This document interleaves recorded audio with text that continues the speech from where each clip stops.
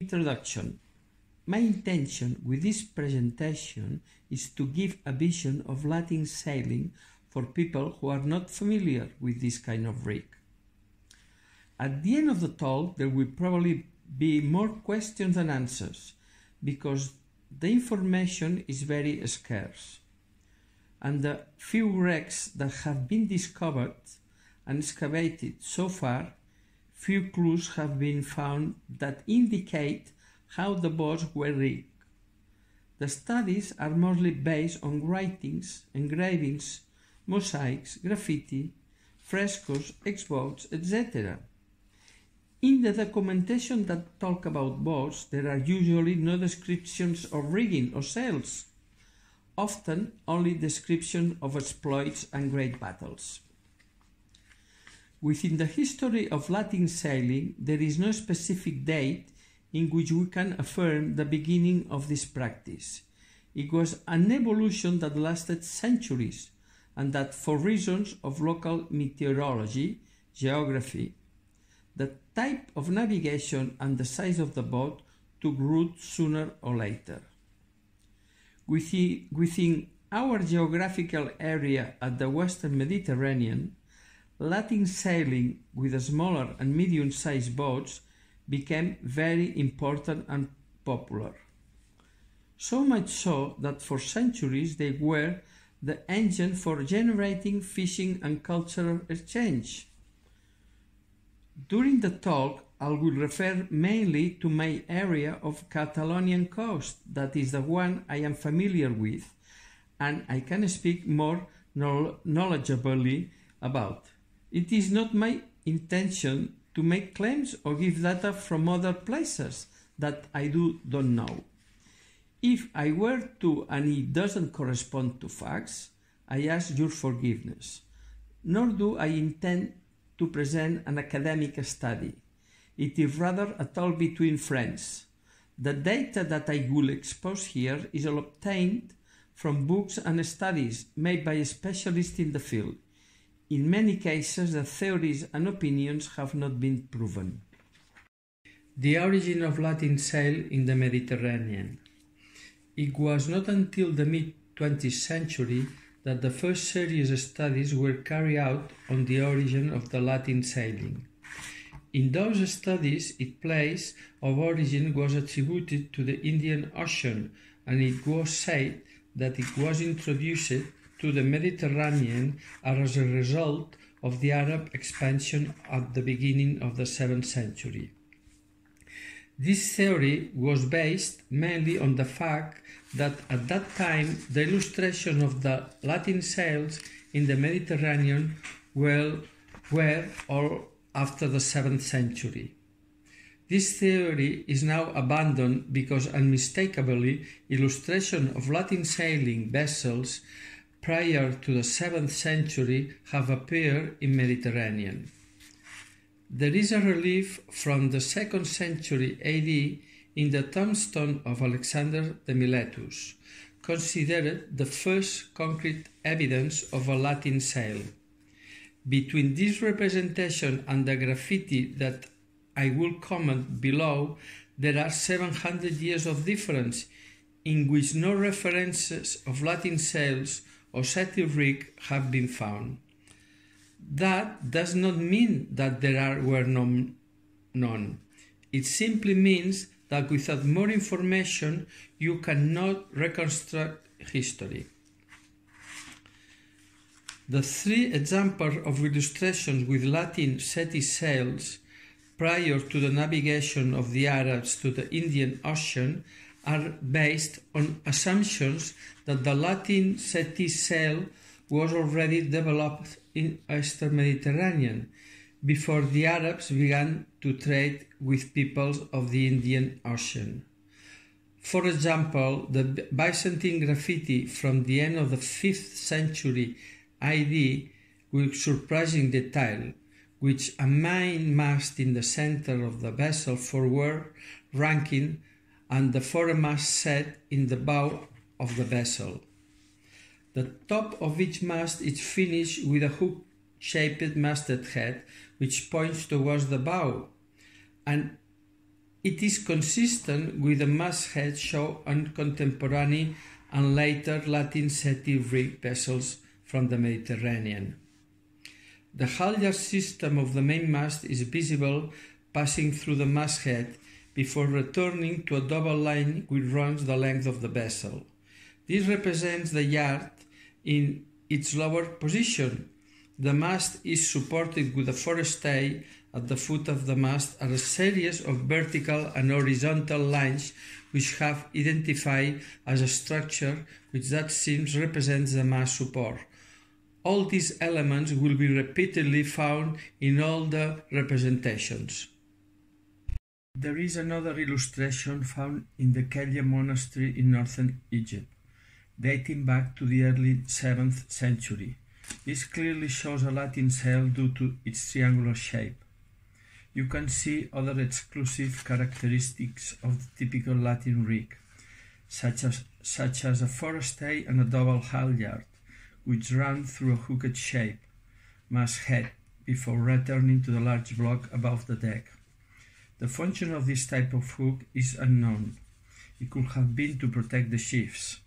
So far, no remains of this part of the mast have been found in the wrecks excavated, so we don't have any kind of evidence as to its purpose. We can also appreciate a pair of large oars that serve as a rudder. There is a detail that can go unnoticed but is important. At the base of the mast is a type of box-shaped structure, which experts say is typical of the Lateen sail of the Mediterranean. Those four characteristics remain until the end of the 12th century. It is in that century we began to glimpse a very important turning point in our vessels. We'll talk about this later. According to archaeologists, we have to take into account the calendaris too, which is the name given to the representation of a second vessel. It is a mosaic from the beginning of the 6th century and shows us Lateen sail with a line of reefing points underneath the sail. The rigging is identical to the Byzantine engraving and Kelia. The same kind of halyard, the bowstay, the hook-shaped finish at the tip of the mast, and two large oars for the rudder. And look closely at the base of the mast, the famous reinforced box for supporting the mast. This observation of the box has allowed recent excavations to deduce that the ship was rigged with Lateen sail. This hypothesis is mentioned by the archaeologists of the Kulip 6, medieval ship of the 13th century, excavated in Kulip Cove at Cap de Creus in Catalonia. As I mentioned before, apart from the previous discoveries, we don't have much more information. It was not until the 9th century that the first illustration of Lateen rig were made. Lateen rig boats were depicted up until the 12th century in a very similar way, with the hook shaped at the top of the mast, the bowstay, the halyard at the stem, the oar rudders and the box at the base of the mast. This allowed us to deduce that the 14th century there had not been major modifications in the Lateen rig navigation. We can observe again in the manuscript the characteristics that we have been commenting on a discovering in the Lateen rig of those centuries. But we can also appreciate above on the left-hand side how Jonah is thrown overboard. It is precisely from the 13th century that the shape of the hook disappears and is replaced by a basket-type structure, one of the many traits which shipwrights and ship owners noticed with the arrival to our coast of the Atlantic Caucasus, of which we will be talk about later. The Lateen navigation may not have evolved much during these centuries, but what did evolve was the way in which the vessels were built. In the 1st centuries AD, the so-called hull was built first, and it was between the 6th and the 8th centuries that they began to build the frame first. This new construction system permitted a technical improvement in the vessels. It should be noted noted, however, that it was not until well into the 9th century that these systems became consistent in the Mediterranean. Meanwhile, the fixed method coexist, consisting of using the planking system first from the keel to the waterline and from there to the deck the other system, which is the frame system.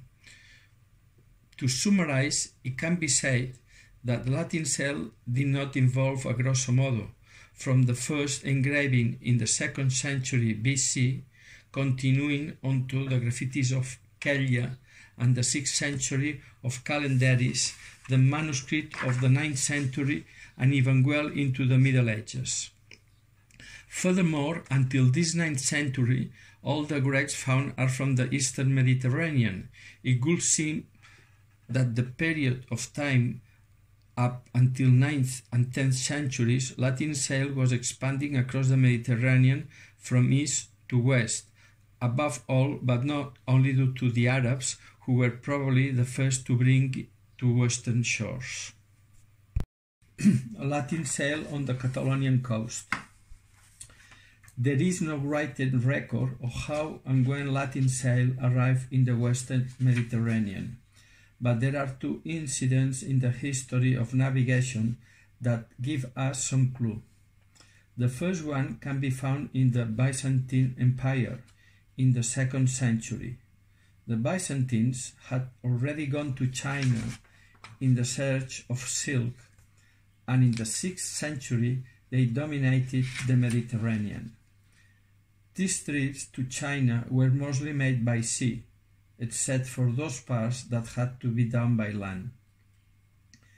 In the 6th century, the Byzantines dominated the Mediterranean with the large dromons and their small liburnas, both rigged with Lateen sails. They did not make stable settlements on the northern Iberian coast, but they did so in the south of the Iberian Peninsula and the Balearic Islands. So, it is more than likely that they were seen along the Catalonian coast. The other fact that to take into account is that the Byzantine Empire had traded with China for 8 centuries, and for 4 centuries have been the exclusive producers of silk in the Mediterranean, by which time the Arabs had begun their trips to the east. From these facts, we can deduce that the settlements had already existed on the Catalonian coast, were sure to have noticed this new type of rigging and sail.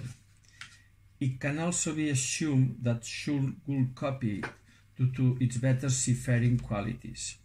We can deduce by pure speculation that Lateen sail navigation could have been used on our coast by Catalonian fishermen between the 4th and the 6th centuries, although this is not record documentation until the 9th century.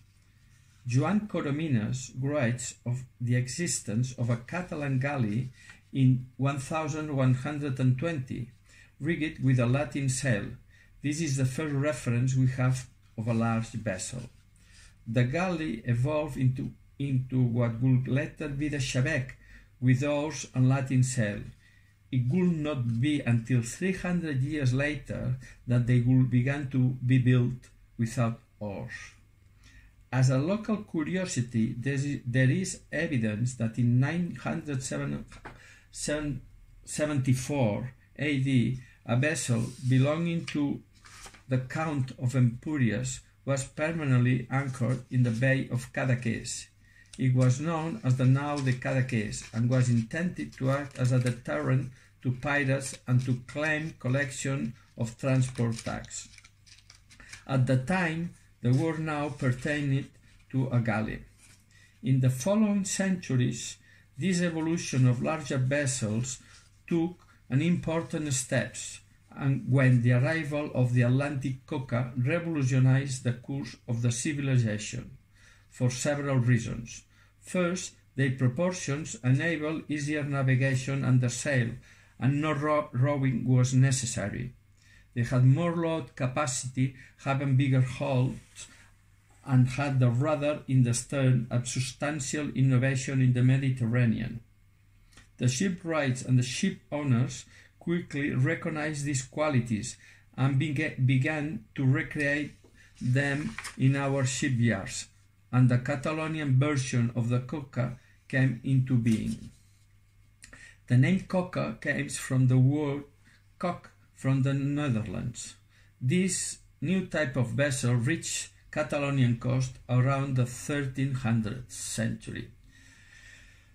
The Finnish marine historian Borg Lamström states that he found in a Florentine manuscript from 1304 pirates from Bayona had entered the Mediterranean Sea with cocas, and following which the merchants of Genoa, Venice and Barcelona then began to copy and build. It was the largest ship at the time. Its wider breadth made it more stable, and it was usually rigged with two masts. Those built in northern Europe that came from the Atlantic had square sails and were of clinker construction. In this type of technique they built the hull first. The planks overlap and no caulk. The Catalonian version is a construction where the frames are used as a mold and edge-to-edge planking after and caulk. The seafaring excellence of this new type of vessel made the shipwrights and the ship owners of our coast copy it and adapt it to our seas, significantly improving it with new characteristics that increase the navigation efficiency. The Catalonian version of the coca was built on the basis of a formula known worldwide as the Catalonian formula and named it the 3-2 as. That is to say that the length was 3 times the breadth and double of the depth, and that was later accepted by the French and Italian navies, providing considerable improvement to the navigation on the Mediterranean Sea. In the 15th century, the coca evolved towards the brig so-called because it was used by Burgans and with other pirates in the 17th century with their light and maneuverable vessel, the shebek. Just as hackers are now ahead of computer programmers, at that time pirates were also well ahead of merchant and warships. It was not until well into the 18th century that relations between the Catalonians and the Genoese stabilized and entered a period of peace and prosperity, and as a result commercial relations flourished, and the use of vessels and the construction of new ones increased. At the same time, techniques and designs improved, both with a smaller vessel rigged in Lateen sail and large vessel rigged mostly with square or round sails. As we have explained before, the coca revolutionized the design of large boats, especially the rudder at the stern and the wider beam. We must understand that until the 18th century there was not enough knowledge of theoretically understand the stability of a ship, let alone the theory of aircraft wind. The theory being that the wind passes on both sides of the sail causes a difference in pressure, which is what makes the boat advance against the wind. Nor was the theory of the law of gravity and the center of gravity or lateral drift center known.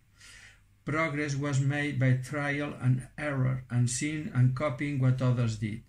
This is how Lateen sail became popular in the Mediterranean. In the 7th century and 19th centuries, many types of hull rig with Lateen sail coexist. Here we only discuss a few types, which I consider the most important. First, the llagut, a small and with no deck, popular among fishermen, with roundish flat bottomed, and with build skills because in our coast we do not have any natural ports, and the boats have to be removed from the water and hauled up the beach. No bigger than 10 tons, usually, rigged with Lateen sail and oars. Each village or shipwright had boats with its own features, but basically they look a lot alike. Secondly, the large llagut of more than 10 tons up to 25 tons or 30 tons. decked and with deep keel. They could not be hauled up daily on the beaches. The most commonly used were the barca de mitjana, that owns its names to the type of rig it carried.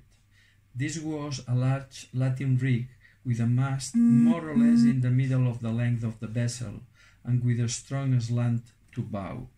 A vertical and shorter mast at the stern just in front of the rudder post, also with a Latin rig called pal de mitjana, which means mizzenmast, and that is what gave it its names to the boat, with the sternest part to tighten to the main sheet.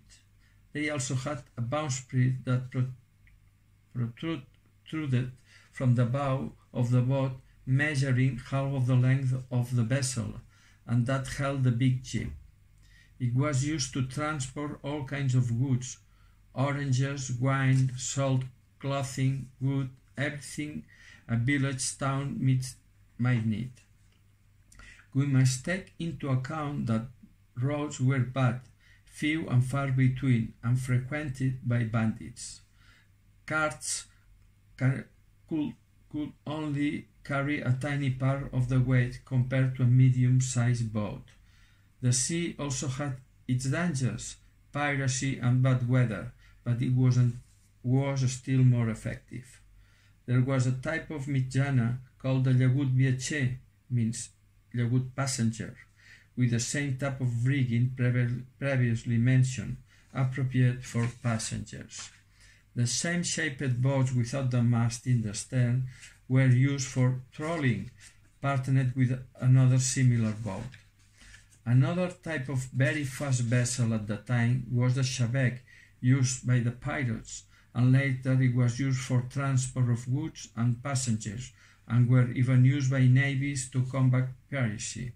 The xabec was famous as a mail boat from Barcelona to Mallorca. It was rigged with 3 masts with 3 Lateen sails, the bow mast with very steep rake foregut, and the main mast in the center leaned foregut as well, and the vertical mizzen at the stern, a very large bowsprit, and a large casascotas on the stern, which is a spar on the stern from the main sheet for the main sheet of the mizzen sail.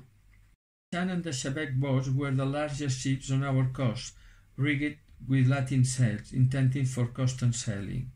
We can describe other types of medium-sized boats rigged in Lateen sail, such as Llodru, La Tartana, or Alfaluch.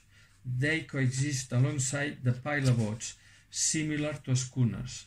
These were larger and heavier vessels that were mostly used for ocean navigation, although they also did coastal navigation.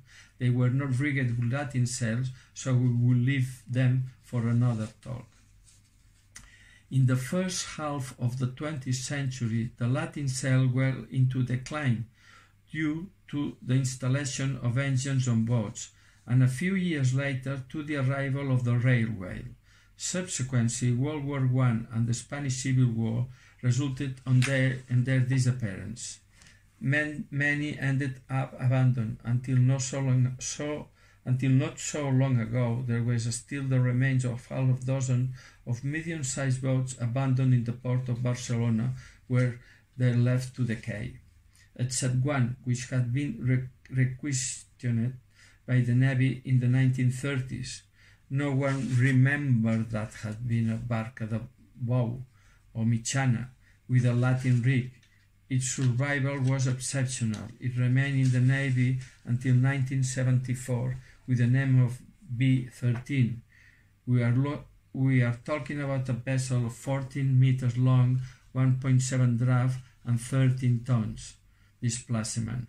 At that point it was in a very bad state, but the very first diving club in Catalonia bought it for the Navy for 1,000 pesetas and repaired it. Not a restoration as such, they only wanted the boat for diving. They called it Chris 1. In 1995, the vessel was abandoned again on the point of being scrapped. 3 associates, including myself, decided to buy it and repair the boat. When we started repairing the boat and saw the type of construction, we soon realized it had been built in Mallorca. We didn't see that before because the top sides were replaced and they didn't have the original shape. When we took the cement out of the bilges, we found in the middle of the boat a mast step 4 meters long and the leaning forward. We immediately realized that what we had was a barca de mitjana. At that time, in 1995, we had not knowledge of another of its kind in existence. What happened next, supposedly a project of 4 months, became a project of 5 years because we wanted to restore its original state. While we began work on the restoration, we started to look for information about the vessel. The very first information was given to us by a fisherman called Florian, who lived in a small tourist village. In winter, he was the only living inhabitant in that place. It's called Sarriera in the Costa Brava. And he told me that the vessel called San Isidra, and it had been fishing trawler with a sister boat before 1930s. Florian was 90 years old when I spoke with him. At that time, I was very skeptical, and I didn't believe in him. But the documentation we began to find proved him right. We need to listen to our elders. Currently, we have 3 examples of barcas of Mitjana in our country. Rafael, built in Palma de Mallorca, San Isidre, built in Porto Colom, as well Mallorca, and San Ramon, built in Valencia. The 3 were made for trolling under sail with a partnership. In other words, 2 identical boats dragged a single net along the seabed. Each carried a rope tied from the ends of the net. This kind of fishing wasn't popular at all with the fishermen of smaller boats due to the destruction of a seabed and with the difficulty of maneuvering 2 parallel boats under sail. This type of fishing soon disappeared. When the engines arrived, they discovered that the trolling could be done with only 1 boat. The small fishing boats started to reduce in numbers, and also they started to put engines on boats and abandon the sail. Slowly but surely, the coastline began to become very attractive to the speculators and for the booming of the tourist trade and the lack of visions of politicians. The little boats disappeared from the beaches, and this day only a handful are left in Catalonian beaches, mainly for decoration. Some of them have been transformed in recreational boats. The last Lateen Sails fishing boat seen in the coast was in the 1950s. It was in the last decade of the 20th century a group of people realized the importance that Lateen sailboats had for our ancestors. A period of recovery began on the few remaining boats and on the maritime recollections memory that our elders retained. Different groups emerged along the coast, organizing themselves into associations in order to safeguard this valuable cultural treasure. Although most of the boats have been lost, this recovery is as strong as ever. Associations fight for recognition and fighting for national and local governments to the importance of preserving this heritage and to once for all take steps to protect it.